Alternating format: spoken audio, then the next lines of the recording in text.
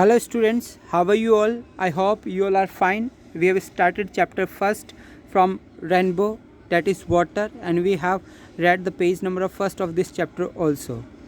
Before I start this chapter, मैं आपसे कहूँगा कि आपको आंसर देने उन वर्ड्स का या उस क्वेश्चन का जो मैं वीडियो के लास्ट में पूछूंगा आपसे, और वो आंसर आप मुझे भेजेंगे माय पर्सनल व्हाट्सएप पे, ठीक है। अब आगे स्टार्ट करते हैं। हम डायरेक्टली जो सेकंड पेज है वहाँ चलते हैं। जो फर्स्ट है हमने वो पढ़ लिया था और सेकंड पे आ जाते हैं हम। ये सेकंड पे हम आ गए। अब यहाँ से स्टार्ट करते हैं। सच पार्टिकल्स, देखो पार्टिकल्स का मतलब क्या होता है। पार्टिकल्स का मतलब होता है किसी चीज़ का हिस्सा। यहाँ पे पार्टिकल्स का मतलब है कण। कि कहने का मतलब कि जो नदी है, जब नदी का बहाव तेज़ होता है, जब वो फ्लो कर रही होती है, बह रही होती है, ठीक है, तेज़ी से, तो जब ये पर्वत के ऊपर से आती है तो इसके साथ में कई सारे पर्वत के जो कण हैं, जो रॉक के जो कण हैं, वो इसके साथ में चले आते हैं, जिसको हम पार्टिकल्स बोलते हैं, ठीक है। और वो पार्टिकल्स एक्सट्रीमली स्मॉल, हालांकि काफ़ी छोटे होते हैं, जैसे रेत के जो कण है, बजरी के जो कण है, वो इसके साथ में चले आते हैं। But their number is great, लेकिन उनकी जो संख्या है वो बहुत ज़्यादा है। Incredibly large amount of solid matter can be transported in this way. और अकल्पनीय है, ये अकल्पनीय है कि large amount of solid matter, की जो बड़े बड़ा सॉलिड मैटर है, लार्ज अमाउंट में, बड़े आकार में या वजन में जो सॉलिड मैटर है वो भी ट्रांसपोर्ट हो जाता है, एक जगह से दूसरी जगह चला जाता है। इस प्रकार से मतलब वाटर जो है वो अपने साथ में बड़ी से बड़ी और भारी से भारी वस्तु को बहाकर ले जाती है, जब वो अपनी तेज अवस्था में होता है। तो when silt laden water mixes with salt water, और जब silt laden water, silt laden का मतलब कि मिट्टी के कणों से या रेत के कणों से जब मिक्स होता है वाटर, और वो वाटर जब जाकर सॉल्ट वाटर से मिलता है समुंदर के से, तो there is a rapid precipitation of this suspended matter. तो उस समय काफ़ी तीव्र प्रेसिपिटेशन होता है। प्रेसिपिटेशन का मतलब होता है तीव्र गति से अलग होना। कि जो सिल्ट है, जैसे समुद्र के पानी में जाएंगे, वो जो मिट्टी के कण है, जो रेत के कण है, या जो कंकर है छोटे छोटे जो कि पर्वत के ऊपर से आए, वो जैसे समुद्र के पानी में मिलेंगे तो वो तेज़ी से अलग होते हुए दिखाई देंगे। किससे? उस समुद्र के पानी से। अब आगे देखिए क्या कह रहे हैं। This can be readily, readily का मतलब है आसानी से। This can be readily seen, और ये आसानी से देखा जा सकता है। When one travel by steamer down a great river, यहाँ पे स्टीमर वर्ड यूज़ किया है। स्टीमर एक प्रकार की इंजन की शिप होती है जो काफ़ी तेज़ी से चलती है, ठीक है, उसको स्टीमर कहते हैं। स्टीमर ज़्यादा बड़ी होती नहीं है, ठीक है, छोटी सी होती है, उसको स्टीमर कहा जाता है। जो आप बोट चलाते हो, स्कूटर बोट के टाइप की होती है, लेकिन काफ़ी स्पीड से चलती है ये। तो ये कह रहे हैं कि इस प्रेसिपिटेशन को कोई भी देख सकता है, आसानी से देख सकता है, जो भी ट्रैवल कर रहा हो स्टीमर से। कहाँ पर? Down a great river to the deep sea, मतलब कि जब वो कहाँ से, एक बड़ी नदी से समुंदर की ओर अपने स्टीमर को लेके जा रहा हो, तो वो आसानी से इस क्रिया को होते हुए देख सकता है। The colour of water changes successively from the muddy red or brown of silt through very shades of yellow and green finally to the blue of the deep sea. देखो क्या करें, जो कलर है वाटर का वो change होता है, परिवर्तन होता है सफलतापूर्वक। मतलब मिट्टी वाले लाल रंग से लेकर, या फिर जो ब्राउन कलर है, भूरा कलर है सिल्ट का, उससे लेकर थ्रू वेरी शेड, उसमें विभिन्न प्रकार की शेड्स आती चली जाती है, रंग परिवर्तन होते चले जाते हैं। जैसे कि येलो शेड आ जाती है, और ग्रीन, हरा रंग भी उसमें दिखाई देता है, और अंत में जो कलर आता है वो ब्लू रंग का हो जाता है। मतलब कहने का तात्पर्य यहाँ पर यह है कि जो वाटर का कलर है वो चेंज होता रहता है। कब? जैसे जैसे उसके आसपास का लैंड या जो ट्रैक्ट है वैसा होता है। Thus great tracts of land have been formed by silt, और ये जो बड़े बड़े जो ट्रैक्ट है, जो मतलब ट्रैक्ट ऑफ लैंड है, ट्रैक्ट ऑफ लैंड का मतलब है कि ये जो ज़मीन का जो ट्रैक्ट है, जो क्षेत्र है, वो फॉर्म होता है, बन जाता है, किसकी वजह से? सिल्ट की वजह से। मैं आपको एक एग्जाम्पल देता हूँ। आपने सुना होगा सुंदरवन डेल्टा, ठीक है। सुंदरवन डेल्टा काफ़ी प्रसिद्ध है, जो कि गंगा नदी के पानी से लाए हुए जो सिल्ट है उससे बना हुआ है, काफ़ी उपजाऊ है। तो वो जो डेल्टा जो बनता है वो सिल्ट से ही बनता है। दस डिपॉजिटेड इज़ एविडेंट, और ये जो डिपॉजिटेड है, डिपॉजिट का मतलब जमा कराना होता है। और क्या डिपॉजिट किया है? वो जो सिल्ट है जो जमा किए गए हैं नदी के किनारे के ऊपर, वो एविडेंट होते हैं, दिखाई दे जाते हैं। आराम से on the examination of the soil, जब हम एग्जामिनेशन करेंगे, जांच करेंगे किसकी, मिट्टी की, इन ऑलिवल एरियाज़, जो ऑलिवल एरियाज़ है मतलब जो मतलब कि जो काली मिट्टी वाले जो क्षेत्र है, जो नदी के पास वाला जो क्षेत्र है, जब उसकी मिट्टी की हम जांच करेंगे तो हमें पता चलेगा कि इसमें सिल्ट मौजूद है जो कि पानी में आई हुई है। Such land consisting as it does of finally divided matter, और इस प्रकार के जो लैंड है वो बने हुए होते हैं बिल्कुल ही फाइनली डिवाइडेड मैटर, बिल्कुल बारीक जो बटे हुए कण होते हैं उनसे बनी हुई होती है, और इज़ यूजुअली वेरी फर्टाइल, जो अक्सर और हमेशा बहुत ज़्यादा क्या रहती है, उपजाऊ रहती है, फर्टाइल रहती है।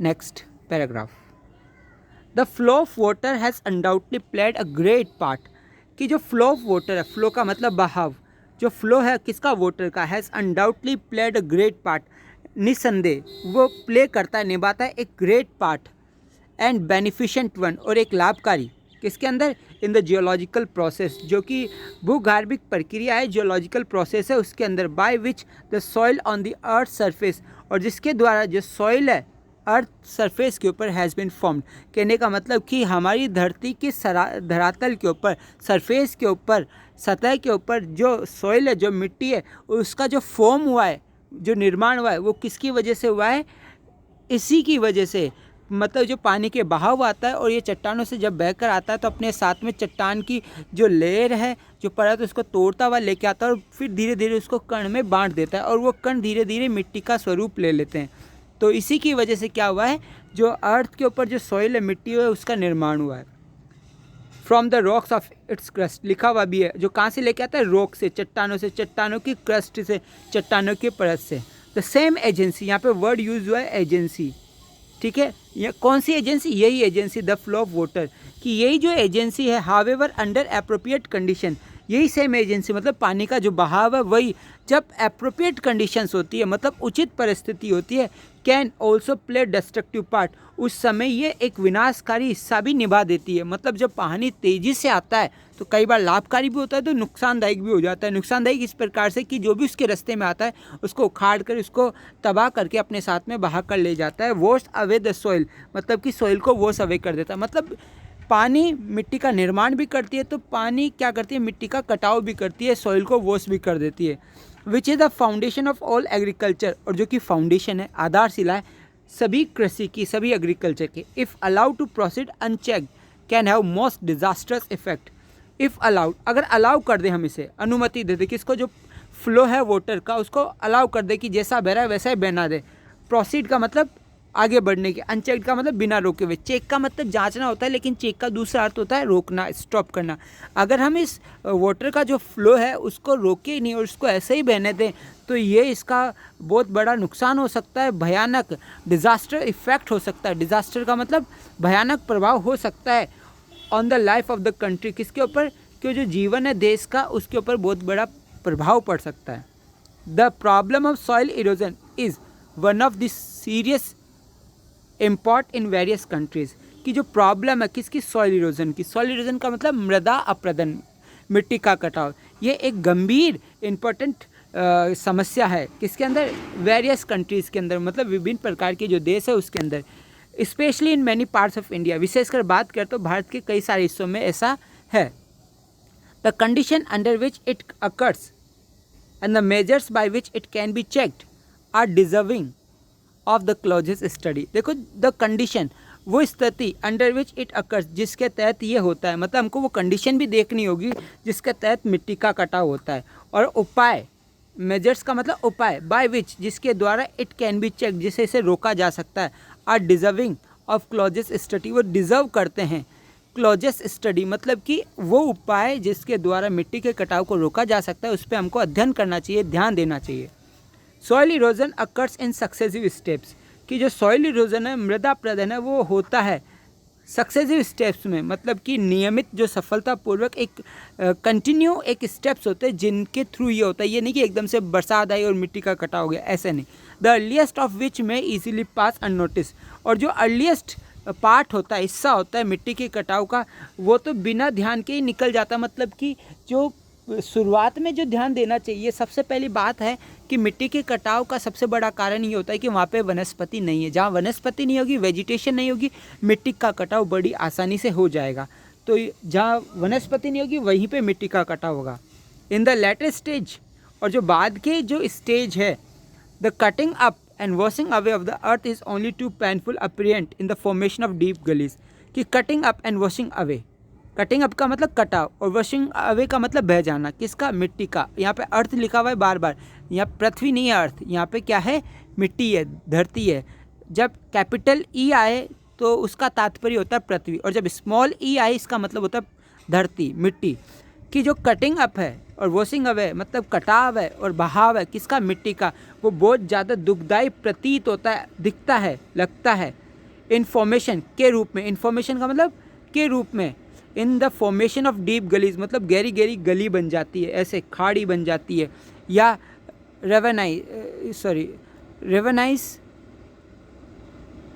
रेवेनिस विच मैक एग्रीकल्चर इम्पॉसिबल।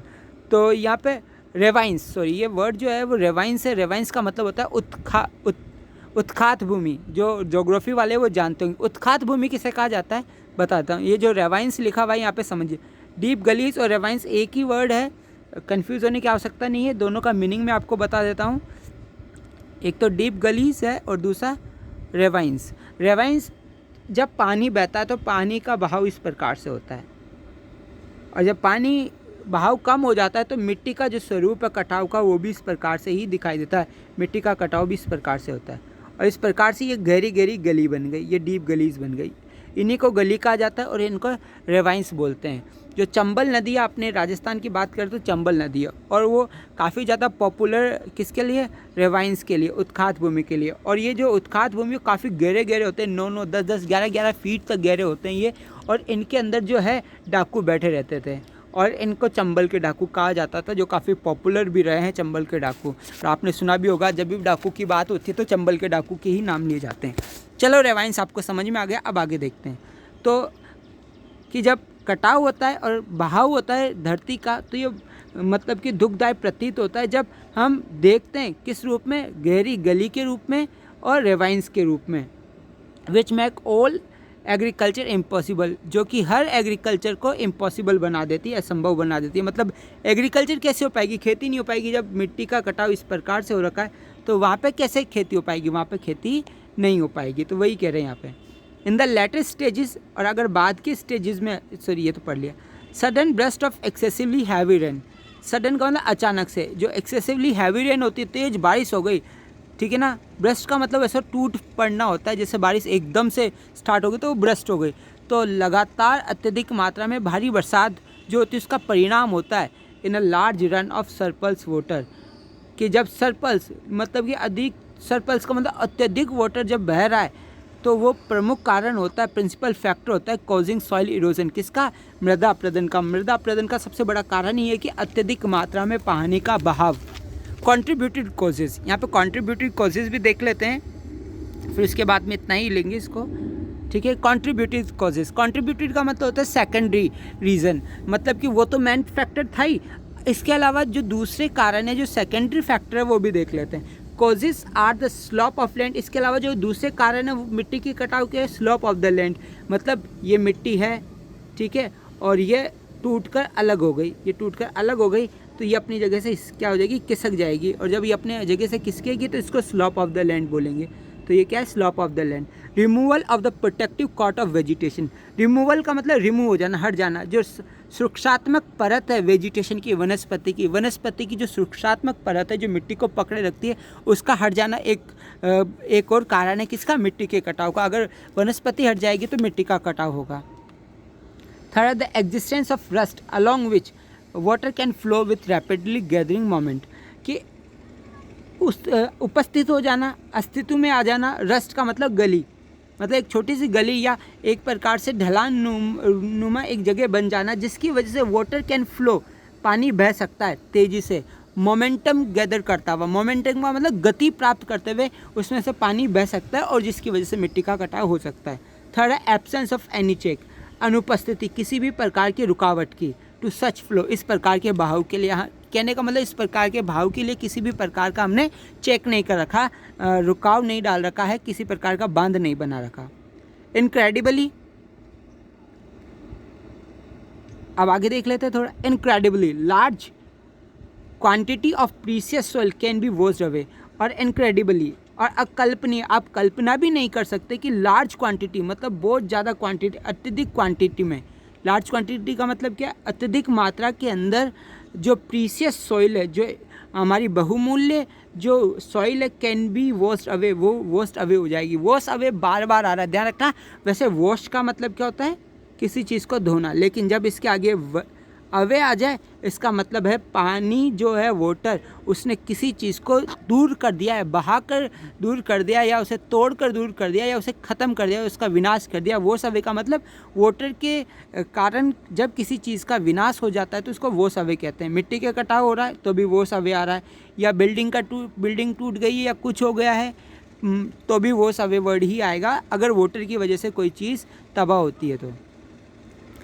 अब आगे देखिए कि large quantity of precious soil can be wash away हो सकते इफ़ सच कंडीशन एग्जिस्ट, अगर इस प्रकार की परिस्थिति उत्पन्न होती है तो, एग्जिस्ट होती है तो, ठीक है। And as is unhappily too often the case, और ये कई बार इस प्रकार के जो केस है वो अनहैप्पीली होते हैं, अनहैप्पीली दिखाई देते हैं, मतलब कि दुख के प्रतीक होते हैं। The menace with soil erosion present, यहाँ पे देर इज़ अ वर्ड मीनेंस, मीनेंस का मतलब परेशानियाँ, कि वो परेशानी जो सॉइल इरोजन प्रेजेंट करती है, प्रस्तुत करती है to the continuance of successful agriculture, किसके लिए, जो लगातार सफलतापूर्वक जो खेती हो रही है उसके लिए ये कई सारी परेशानियाँ क्या करती है, बना देती है सॉइल इरोजन, कि मिट्टी का कटाव होगा तो एग्रीकल्चर के लिए नुकसानदायक है। इज़ एन अलार्मिंग वन, जो कि हमारे लिए एक अलार्मिंग है, हमारे लिए सावधानी या सतर्कता की बात है। In many parts of India, कहाँ पर, भारत के कई सारे हिस्सों में। कॉलिंग अर्जेंटली फॉर अटेंशन, और ये क्या कह रहे हैं कि हमें इन पर ध्यान देना चाहिए, तुरंत ध्यान देना चाहिए। एंड प्रिवेंटिव एक्शन, और साथ ही साथ इसके जो उपाय है, उपाय वाले जो कार्य है, जो प्रिवेंटिव एक्शन है, उस पर भी काम करना चाहिए कि इसके क्या प्रिवेंटिव मेजर्स हो सकते हैं, कैसे इसे रोका जा सकता है।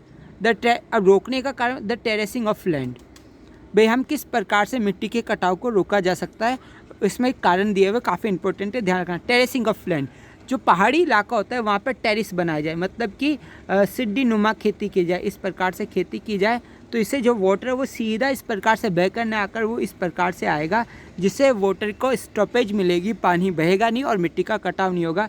इसलिए ज़रूरी है कि हमको टेरेसिंग ऑफ लैंड करनी चाहिए। Construction of bunds to check the flow of water, और हमें कंस्ट्रक्शन करना चाहिए, निर्माण करना चाहिए बांध का, ताकि रोक सके, हम चेक कर सके किसको, फ्लो ऑफ वाटर, जो पानी का बहाव है उसको रोक सके। The practice of control cultivation, वापस आ गया कंट्रोल कल्टिवेशन और टेरेसिंग ऑफ लैंड एक ही चीज़ है, अलग अलग नहीं है, ठीक है। तो सीढ़ी नुमा खेती या समुच्चय खेती।